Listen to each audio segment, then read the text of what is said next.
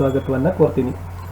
ಇವತ್ತು SSLC ಪರೀಕ್ಷೆಗಾಗಿ ಇರತಕ್ಕಂಥ ಕನ್ನಡ ವಿಷಯದಲ್ಲಿ ನಾವು ಅತಿ ಸಂಭವನೀಯ ಪ್ರಶ್ನೆಗಳನ್ನು ನೋಡ್ಕೊಂಡು ಬರೋಣ.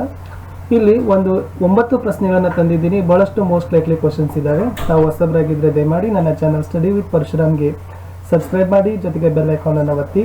ಇನ್ನೊಂದು ಚಾನಲ್ ಆಗಿರ್ತಕ್ಕಂಥ ಜಸ್ಟ್ ಫಾರ್ ಫನ್ಗೂ ಕೂಡ ಸಬ್ಸ್ಕ್ರೈಬ್ ಆಗಿ ಅಂತ ಹೇಳ್ತಾ ಇವತ್ತಿನ ವಿಡಿಯೋವನ್ನು ಶುರು ಮಾಡೋಣ.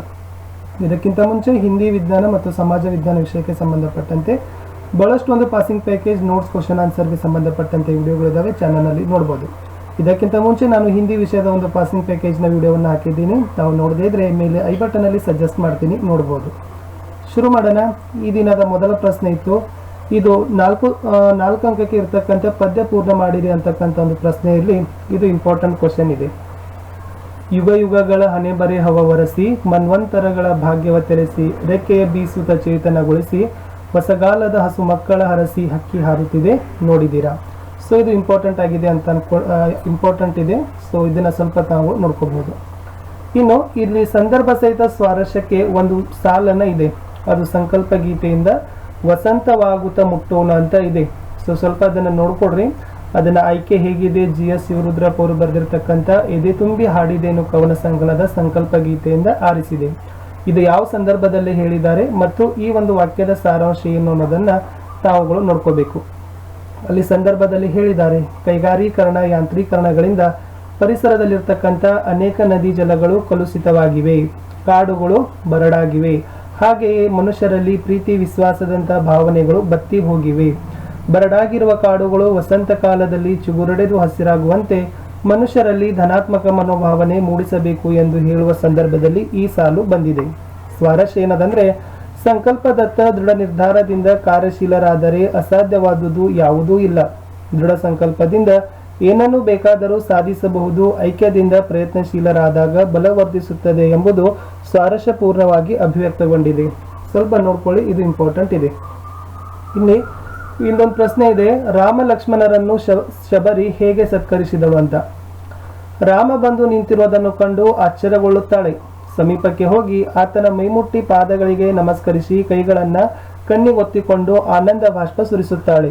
ಅಯ್ಯೋ, ಇಂದು ಏನು ಸಿದ್ಧತೆ ಮಾಡಿಕೊಂಡಿಲ್ಲ, ನಿನ್ನೆಯಷ್ಟೇ ಚೆನ್ನವಿಲ್ಲ ಎನ್ನುತ್ತಾ ವನಮಾಲೆಯನ್ನು ಕೊರಳಿಗೆ ಹಾಕಿ ಹಿಗ್ಗುತ್ತಾಳೆ.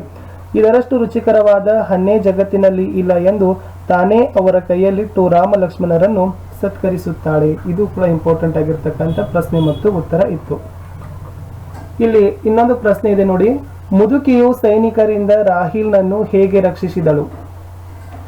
ಬಾಗಿಲು ತೆಗೆಯಿರಿ ಎಂಬ ಗರ್ಜನೆಯ ಧ್ವನಿ ಕೇಳಿದ ಮುದುಕಿ ನಿಶಬ್ದವಾಗಿ ರಾಹಿಲನನ್ನು ಸೊಸೆ ಮಲಗಿದ ಕೋಣೆಗೆ ಕಳಿಸಿ ಮಂಚದಡಿಯನ್ನು ತೋರಿಸಿದಳು. ಬಾಗಿಲು ತೆರೆದಾಗ ಒಳನುಗ್ಗಿದ ಸೈನಿಕರು ಯಾರಾದರೂ ಗಾಯಗೊಂಡ ಸೈನಿಕರು ಈ ಕಡೆ ಬಂದಿದ್ದಾರೆಯೇ ಎಂದು ಹುಡುಕಲು ಮುಂದಾದಾಗ, ನನ್ನ ಮೊಮ್ಮಗುವಿನ ಹೆಣವಿದೆ, ಅದನ್ನು ನೋಡಿ, ಯಾರಿಗಾಗಿ ಯಾತಕ್ಕಾಗಿ ಈ ಯುದ್ಧ, ಅದನ್ನಾದರೂ ಹೇಳಿರಿ. ಈ ಯುದ್ಧ ನನ್ನ ಮೊಮ್ಮಗವನ್ನು ಉಳಿಸಲಿಲ್ಲ ಎಂದು ನಿರ್ಜೀವವಾದ ಮಗುವಿನ ಬಳಿ ಕುಳಿತು ಎದೆ ಬಡಿದುಕೊಂಡು ಅಳುತ್ತಾಳೆ. ಬಂದವರು ಮಗುವಿನ ಶವವನ್ನು ನೋಡಿದರು. ಕೋಣೆಯಿಂದ ಬರುತ್ತಿದ್ದ ಹಸಿ ನೆತ್ತರ ವಾಸನೆ ಮೂಗಿಗೆ ಬಡಿಯಿತು. ಬಂದ ಎಲ್ಲ ಸೈನಿಕರು ನಿಶಬ್ದವಾಗಿ ಹಿಂದಿರುಗಿದರು. ಹೀಗೆ ಮುದುಕಿ ರಾಹಿಲ್ನನ್ನು ಸೈನಿಕರಿಂದ ರಕ್ಷಿಸಿದಳು. ಇನ್ನೊಂದು ಪದ್ಯದ ಸಾಲುಗಳನ್ನು ಪೂರ್ಣ ಮಾಡಲಿಕ್ಕೆ 4 ಅಂಕದಿತ್ತು. ಪ್ರಶ್ನೆ ಇತ್ತು.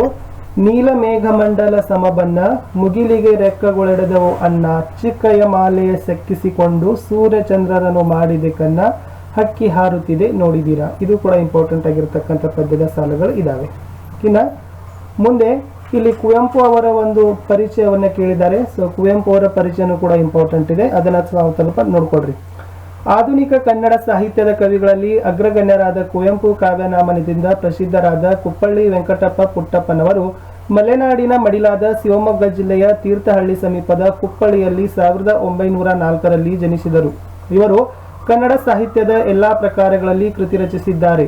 ಕೊಳಲು, ಪಾಂಚಜನ್ಯ, ಪ್ರೇಮ ಕಾಶ್ಮೀರ, ಪಕ್ಷಿಕಾಶಿ ಎಂಬ ಕವನ ಸಂಕಲನಗಳು, ನನ್ನ ದೇವರು ಮತ್ತು ಇತರ ಕಥೆಗಳು, ಸನ್ಯಾಸಿ ಮತ್ತು ಇತರ ಕಥೆಗಳು ಎಂಬ ಕಥಾ ಸಂಕಲನಗಳು, ಕಾನೂರು ಹೆಗ್ಗಡತಿ, ಮಲೆಗಳಲ್ಲಿ ಮದುಮಗಳು ಎಂಬ ಕಾದಂಬರಿಗಳು, ತಪೋನಂದನ, ರಸೋವೈಶ್ಯ ಎಂಬ ವಿಮರ್ಶಾ ಸಂಕಲನಗಳು, ಅಮಲನ ಕತೆ, ಮೋಡಣ್ಣನ ತಮ್ಮ, ಬೊಮ್ಮನಹಳ್ಳಿಯ ಕಿಂದರಿ ಜೋಗಿ ಎಂಬ ಮಕ್ಕಳ ಪುಸ್ತಕಗಳು, ಜಲಗಾರ, ಯಮನ ಸೋಲು, ಬೆರಳಗೆ ಕೊರಳ್ ಎಂಬ ನಾಟಕಗಳು, ನೆನಪಿನ ದೋಣಿಯಲ್ಲಿ ಎಂಬ ಆತ್ಮಕಥನ, ಶ್ರೀರಾಮಾಯಣ ದರ್ಶನಂ ಎಂಬ ಮಹಾಕಾವ್ಯವೂ ಸೇರಿದಂತೆ ಸುಮಾರು 70 ಕೃತಿಗಳನ್ನು ರಚಿಸಿದ್ದಾರೆ. ಇವರು ತಮ್ಮ ಸಾಹಿತ್ಯ ಕೃಷಿಗಾಗಿ ಕೇಂದ್ರ ಸಾಹಿತ್ಯ ಅಕಾಡೆಮಿ ಪ್ರಶಸ್ತಿ, ಭಾರತೀಯ ಜ್ಞಾನಪೀಠ ಪ್ರಶಸ್ತಿ, ರಾಷ್ಟ್ರಕವಿ ಪಂಪ ಪ್ರಶಸ್ತಿ, ಪದ್ಮವಿಭೂಷಣ, ಕರ್ನಾಟಕ ರತ್ನ ಪ್ರಶಸ್ತಿಗಳಿಗೆ ಭಾಜನರಾಗಿದ್ದಾರೆ.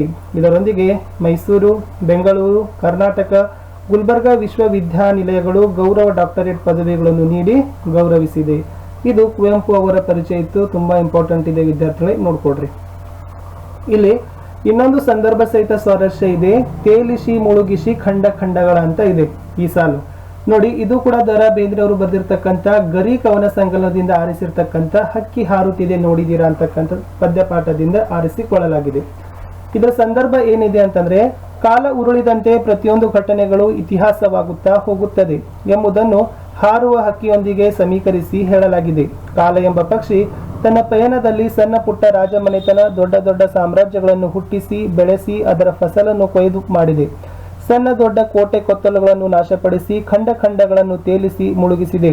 ತಾನೇ ಸಾರ್ವಭೌಮ ಎಂದು ಮೆರೆಯುತ್ತಿದ್ದವರ ನೆತ್ತಿಯನ್ನು ಕುಕ್ಕಿದೆ ಎಂದು ಹೇಳುವ ಸಂದರ್ಭದಲ್ಲಿ ಈ ಮಾತು ಬಂದಿದೆ.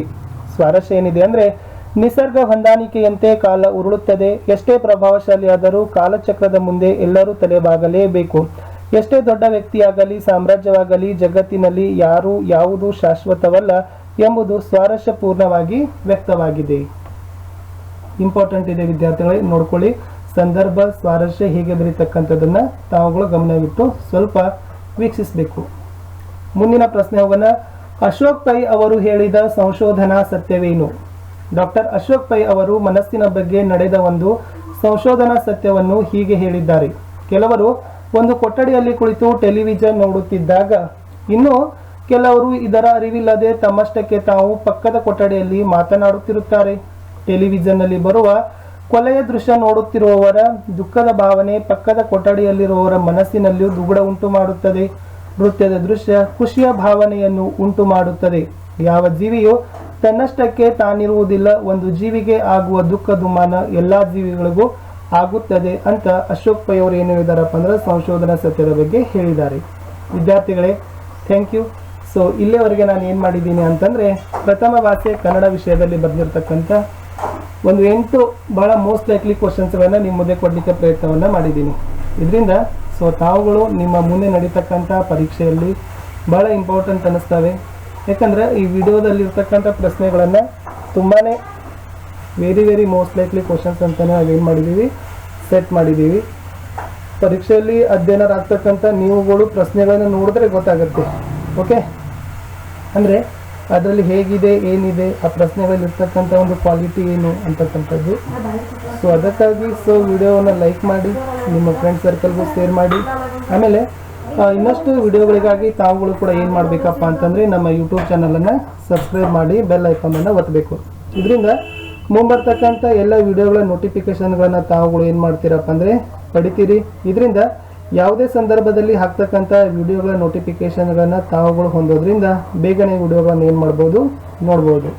ಈ ವಿಡಿಯೋದಲ್ಲಿ ತುಂಬಾ ಇಂಪಾರ್ಟೆಂಟ್ ಆಗಿರ್ತಕ್ಕಂಥ ಪ್ರಶ್ನೆಗಳನ್ನು ನಿಮ್ಮ ಜೊತೆ ಶೇರನ್ನು ಮಾಡಿದ್ದೀನಿ. ಮತ್ತೊಂದು ಭಾಗದಲ್ಲಿನೂ ಕೂಡ ಮತ್ತಷ್ಟು ಪ್ರಶ್ನೆಗಳನ್ನು ನಾನು ತರ್ತೀನಿ. ಸೊ ನನ್ನದೇ ಆಗಿರ್ತಕ್ಕಂಥ ಚಾನಲ್ ಸ್ಟಡಿ ವಿತ್ ಪರಶುರಾಮ್ ಮತ್ತು ಜಸ್ಟ್ ಫಾರ್ ಫನ್ ಸಬ್ಸ್ಕ್ರೈಬ್ಗಳನ್ನು ಕೊಡಿ. ಬಹಳಷ್ಟು ವಿಡಿಯೋಗಳು ಪ್ಲೇಲಿಸ್ಟ್ನಲ್ಲಿ ಇದ್ದಾವೆ, ತಾವುಗಳು ನೋಡಬೇಕು. ಪಾಠಗಳ ವಿವರಣೆಗಳಿದ್ದಾವೆ, ಪ್ರಶ್ನೋತ್ತರಗಳಿದ್ದಾವೆ, ಹಿಂದಿನ ವರ್ಷದ ಪ್ರಶ್ನೆಗಳನ್ನು ಬಿಡಿಸಿದ್ದಾವೆ. ಅವುಗಳ ಬಗ್ಗೆ ಸ್ವಲ್ಪ ತಮಗೆ, ಯಾಕಂದರೆ ಪ್ರತಿ ಸರಿ ಹುಡುಗರುಗಳು ಕಮೆಂಟನ್ನು ಮಾಡ್ತೀರಿ, ಆ ವಿಡಿಯೋ ಕೊಡಿ, ಈ ವಿಡಿಯೋ ಕೊಡಿ. ಬಟ್ ಎಲ್ಲ ಪ್ಲೇಲಿಸ್ಟಲ್ಲಿ ನಾವು ಏನು ಮಾಡಿದ್ದೀವಿ, ಸೆಟ್ ಮಾಡಿದ್ದೀವಿ. ಅಲ್ಲಿ ತಾವು ಹೋಗಿ ನೋಡಿದರೆ ಖಂಡಿತವಾಗಿ ತಮಗೆ ಎಲ್ಲ ವಿಡಿಯೋಗಳು ಸಿಗ್ತವೆ ಅಂತ ಹೇಳ್ತೀನಿ.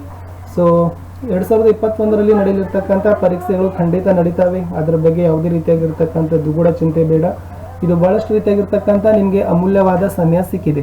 ಈ ಅಮೂಲ್ಯವಾದ ಸಮಯವನ್ನು ಸದುಪಯೋಗಪಡಿಸಿಕೊಳ್ಳೋದೇ ನಿಮ್ಮದು. ಮುಂದಿನ ವಿಡಿಯೋದಲ್ಲಿ ಇನ್ನಷ್ಟು ಕನ್ನಡದಲ್ಲಿರ್ತಕ್ಕಂಥ ಮೋಸ್ಟ್ ಲೈಕ್ಲಿ ಕ್ವಶನ್ಸ್ಗಳನ್ನು ತರ್ತೀನಿ. ಈ ಕ್ವಶನ್ಸ್ಗಳು ನಿಜಕ್ಕೂ ಕೂಡ ಬಹಳ ವೆರಿ ಇಂಪಾರ್ಟೆಂಟ್ ಇದ್ದಾವೆ. ತಾವುಗಳು ಓದಿದರೆ, ತಾವುಗಳು ಪರೀಕ್ಷೆಗಳಲ್ಲಿ ತಯಾರಿದ್ರೆ ಗೊತ್ತಾಗತ್ತೆ ಈ ಕ್ವಶನ್ಸ್ಗಳ ವೇಟೇಜ್ ಏನಿದೆ ಅಂತಕ್ಕಂಥದ್ದು. ಓಕೆ, ಅದಕ್ಕಾಗಿ ಇರ್ತಕ್ಕಂಥ ಸಮಯವನ್ನು ತಾವುಗಳು ಹಾಳು ಮಾಡದೆ ಒಂದು ಉತ್ತಮವಾಗಿರ್ತಕ್ಕಂಥ ಪ್ಲ್ಯಾಟ್ಫಾರ್ಮನ್ನು ರಚನೆ ಮಾಡಿ ಅಧ್ಯಯನದಲ್ಲಿ ನಿರತರಾಗಬೇಕು ಅನ್ನೋದು ನಮ್ಮ ಆಶಯ. ಮತ್ತು ಹೊಸ ವಿಡಿಯೋಗಳ ಸರಣಿಗಳಲ್ಲಿ ನಾವು ಸಿಗೋಣ. ಅಲ್ಲಿಯವರೆಗೆ ವಿಡಿಯೋಗಳು ನೋಡ್ತಾ ಇರಿ. Friends circle